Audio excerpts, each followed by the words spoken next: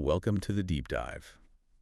Sometimes the biggest shifts happening in our world are kind of quiet, aren't they? You almost don't notice them until they're everywhere. Hmm. Take something like European football. Famous clubs, Manchester City, AC Milan, Aston Villa, even so many are now owned by Chinese or Gulf investors. Right. It's like a modern grand tour. Exactly.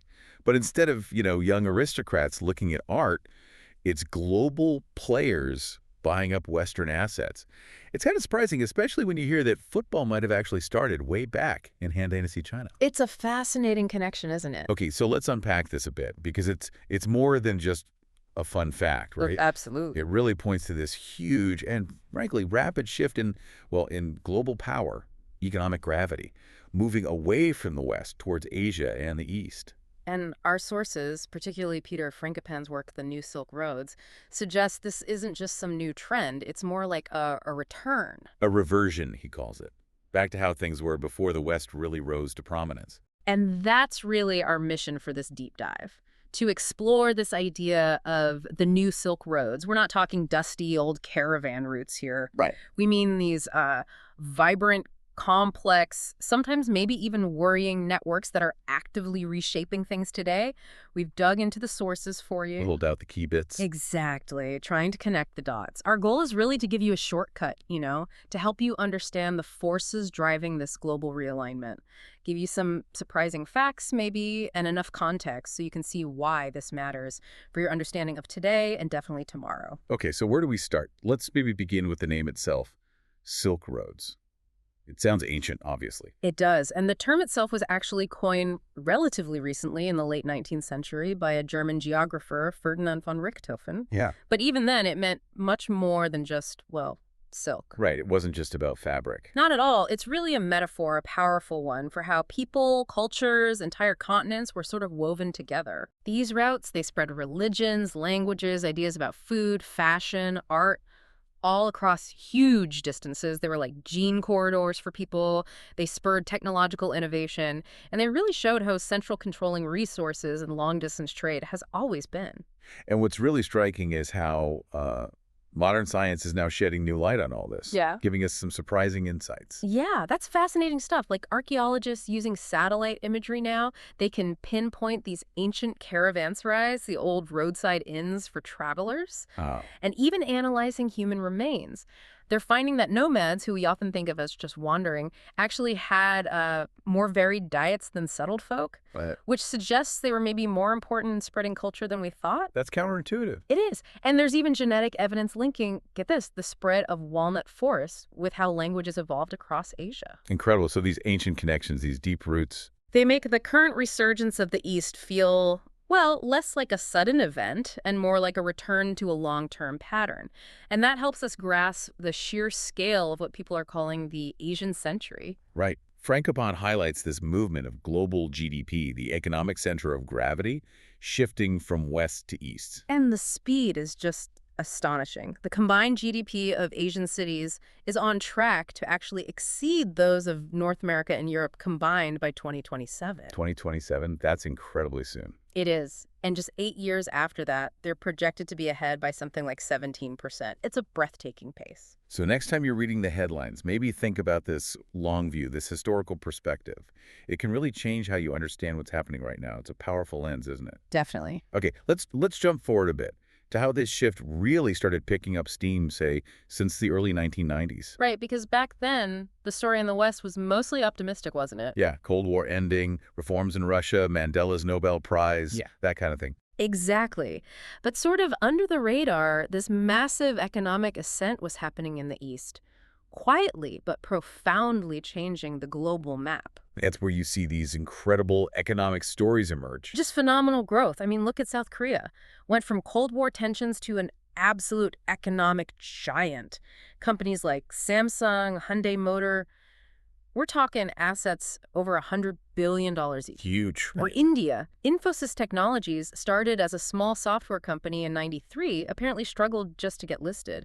By 2018, its shares were worth 4,000 times more. 4,000 times. Right, well, And even airlines. Qatar Airways, also founded around 93. People probably thought, small regional thing now. Global airline, hundreds of planes, flies everywhere, Yeah. even bought a big chunk of Moscow's main airport. These aren't just small adjustments, are they? No, no. These are seismic shifts. Yeah. Total reconfiguration of economic power on a global scale. And all that economic power translates into, well, real-world influence and changes we can actually see. Beyond the football clubs we mentioned. Right, the trophy hunting. Yeah, we're seeing it everywhere. Like this Chinese entrepreneur buying up thousands of hectares in France. Could grow wheat, wasn't it? Exactly. To make flour for boulangeries, he wants to open back in China because he thinks tastes are changing, moving from rice towards bread. That's foresight. And French wine exports to China shot up. Come on. Lots of famous Bordeaux vineyards Yeah. now have Chinese owners. And then there's tourism. Oh, the tourism boom. Chinese tourists spending abroad, it went from like $500 million in 1990 to over $250 billion by 2017. A 500-fold increase. That's just mind-boggling. It is. And apparently only about 5% of Chinese citizens even have passports right now. So you think about the potential future market there for things like gaming, cosmetics, travel. It's immense. And it's not just China. This consumer wave is hitting other places too. Like Pakistan, right. Now the world's fastest growing retail market. Driven by incomes doubling since 2010 and this huge young population wanting, a better lifestyle. And India's middle class expansion. Dramatic. Households earning over $10,000 a year went from maybe 2 million back in 1990 to 50 million by 2014. And of course, Western brands are chasing this. Starbucks opening a new store in China every 15 hours or something like that. Yeah, they see China as absolutely essential now. Right. Lucrative. So it's not just wealth accumulating. No, it's how that wealth is being used. Strategically leveraged, you could say, to project influence, cultural, political, and it reshapes markets globally, sometimes in ways you wouldn't expect. Which brings us to those ripple effects, doesn't it? Those unintended consequences. Exactly, like the example of Agio. That's the traditional medicine from donkey hides popular in China. Right. The demand for it has apparently cut China's own donkey population in half in just 25 years. Which then causes donkey prices to quadruple in places like Tajikistan, spike across Africa, impacting people who rely on those animals for their livelihoods. It really shows how a localized demand can have these huge, far-reaching global consequences, affecting lives, ecosystems. It really does. It makes you stop and think, doesn't it? How many things you use every day are touched by these huge economic and social shifts happening way over in the East? It's all deeply connected. Very much so. So the big question then is, what does all this mean for global stability, for international relations? It's the critical question, really, because you have this interesting contrast. In the West, over recent years, we've seen themes of maybe isolation, fragmentation. Like Brexit or the America First policies under Trump, the rise of certain parties in Europe. Right, and the EU dealing with its own internal divisions, refugee crises, that sort of thing. But along these new Silk Roads, you're arguably seeing a counter-narrative emerge, one of consolidation, collaboration even. Interesting. So cooperation is growing. It seems so, particularly in what some call the heart of the world, Central Asia.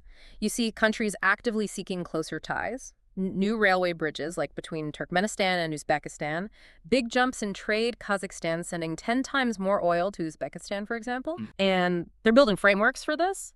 The Eurasian Economic Union talking to Iran about a free trade zone. There was a big conference in Samarkand in 2017, Afghanistan, Russia, China, Turkey, Iran, India, Pakistan, all focused on regional cooperation. And tackling shared problems. Yeah, making progress on old border disputes like between Kyrgyzstan and Uzbekistan. Recognizing that shared resources, especially water, the Aral Sea, the Indus, are critical security issues. You have leaders like Uzbekistan's Mirziyoyev really emphasizing shared interests. And even legal innovation. Kind of fascinating, yeah. Kazakhstan set up this Astana International Financial Center.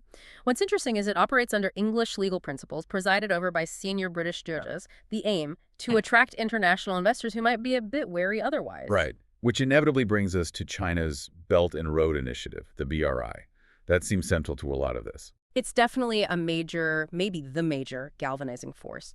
You can trace its modern pushback to President Xi Jinping's speech in Astana back in 2013.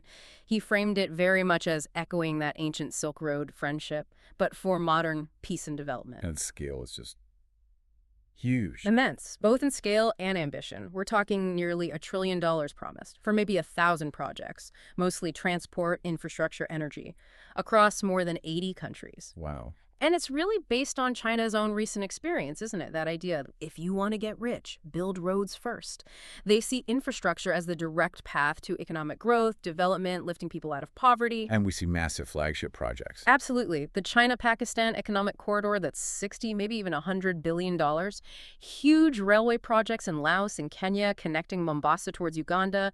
And they've even set up special international commercial courts in Xi'an and Shenzhen just to handle BRI disputes. But it's fair to say the motivations aren't purely about development aid, right? There are other factors. Oh, for sure. There are China's own significant domestic needs. Their demand for energy, for instance, is projected to treble by 2030. Treble. Yeah. And they face massive environmental challenges, huge areas with water unfit for human touch, widespread soil contamination. They need to transition their economy. And the BRI helps with that. Well, it certainly creates massive opportunities for Chinese businesses abroad, opens up new markets in places like South Asia where maybe very few households currently own appliances. And security considerations, too. Definitely. Concerns about stability in neighboring regions like Afghanistan play a role, too. Okay, but the BRI hasn't been without problems or criticisms, these sort of growing pains, as you call them. No, it certainly hasn't. And this is where you have to ask. Is it really always win-win, like the official narrative often suggests? What are the main concerns? Well, several big ones. First, there's the deeply troubling situation in Xinjiang, this great wall of iron around the Uyghurs and other minorities. We're talking mass detentions, these re-education hospitals, pervasive surveillance. It's been called the largest mass incarceration of a minority group happening today. That's extremely serious. It is. Then you have the South China Sea. China continues to build up military capabilities on artificial islands, rejects international court rulings, and this is a vital global waterway. Huge amounts of trade pass through there, 40% of China's own trade, a third of India's, a quarter of Brazil's. So control there is hugely strategic. Immensely. And then there's the whole issue of debt trap diplomacy. Right, the Hambantota port in Sri Lanka is a classic example. It's the one everyone points to, yes. Sri Lanka couldn't repay the loans and ended up leasing the port to a Chinese company for 99 years. And similar worries have made other countries, Maldives, Pakistan, Myanmar, start scaling back or rethinking their BRI projects. So the win-win narrative is being questioned. Strongly. Critics point out that something like 89% of Chinese-funded BRI projects actually use Chinese contractors. An EU official apparently said it's about selling their stuff. Even some Chinese officials privately admit that big chunks of BRI investments in certain countries are probably going to be lost, which, makes you wonder about the real long-term goals beyond just projecting influence right now. So it's really complex, isn't it? China's building this incredible global influence through massive investment. Absolutely. But at the same time, facing really serious questions about human rights, about its strategic aims, and about these economic deals that sometimes seem to go sour, maybe becoming lose-lose in the end. It's a very complicated picture, yes. No easy answers. Okay, let's pivot now. How is the West reacting to all this, to this fast-changing world? Because what does this mean for you listening to this, trying to make sense of the headlines, the future? Yeah, that's crucial. And the America First policies under the Trump administration were a very stark example, weren't they? Tariffs on China, pulling out of international agreements like the WTO, the UN Human Rights Council. Right. And what are the consequences of that kind of approach? Well, the key insight perhaps is how these kinds of assertive moves can sometimes backfire. They can create vacuums, right? Right. And new alliances rush in to fill them, changing the very global order you were trying to shape or preserve. How so? Well, think about statements from figures like Mike Pompeo saying the international order failed us, that institutions like the UN or EU needed reform or elimination. That directly led to Defense Secretary Jim Mattis resigning. And it made the U.S. look, well, less reliable to its traditional allies. And the economic impact. Significant blowback. The tariffs on China hurt American companies. Apple, GM, Boeing, they all felt it. U.S. farmers paid a huge price immediately, especially soybean farmers, with exports to China just plummeting. 94% drop, wasn't it? Something like that, yeah. And even sanctions can be a double-edged sword. Sanctions on Russia caused alumina prices key for aluminum to surge by 80%. Hitting U.S. manufacturing, which imports most of its aluminum. And paradoxically, it actually boosted Russian oil revenues. Huh. Same with Iran sanctions. Pretty much a godsend for other oil exporters like Russia, and even Iran found ways around them, partly thanks to others stepping in. In Europe, how are they navigating this? Europe seems divided, maybe a bit unsure. The EU officially called China a systemic rival.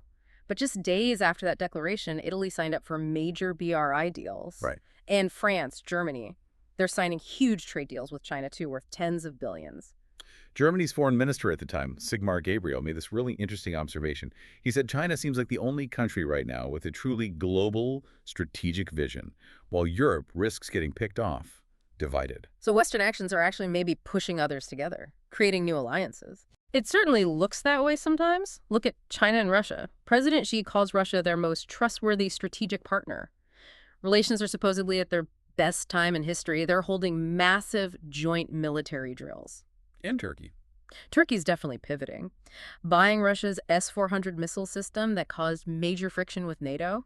President Erdogan talks about a new era with China, sees them as natural partners for the BRI. What about the U.S. strategy, betting on India? The U.S. certainly sees India as a vital counterweight to China, talks about strategic convergence. But India insists on its own independent policy. They buy weapons from Russia, despite U.S. threats, and they have serious reservations about the BRI, especially concerning Kashmir. So it's not straightforward. Not at all. Right. And even Iran facing maximum pressure from U.S. sanctions. Well, China stepped in when the French company Total pulled out of a huge gas field project, and India's port project in Chabahar, which is vital for connecting to Afghanistan and bypassing Pakistan, actually got an exemption from U.S. sanctions. It feels like a geopolitical chessboard with constantly shifting pieces. It really does, and a fundamental question kind of hangs over it all. How do you effectively lead if you're seen as undermining the very international rules you helped establish? U.S. intelligence agencies themselves have apparently reported having difficult intelligence gaps because they're so preoccupied with troubles at home. And there's a historical lesson there, isn't there? Bullying tactics might work short-term, but the other side learns them too. And actions seen as destabilizing can actually push adversaries closer together. It's sobering. When you really think about it, the actions or even just the perception of unreliability from traditional powers can totally reshape how others strategize, how they form alliances. And that directly impacts global stability and ultimately your daily life in ways we might not even realize yet. Absolutely. It's all interconnected. Wow. Okay, we have covered a lot of ground today, from ancient history reborn to modern power plays, but the core message seems pretty clear, doesn't it? I think so. We really are living in this Asian century. It's a time of just profound global realignment. The old world isn't just changing.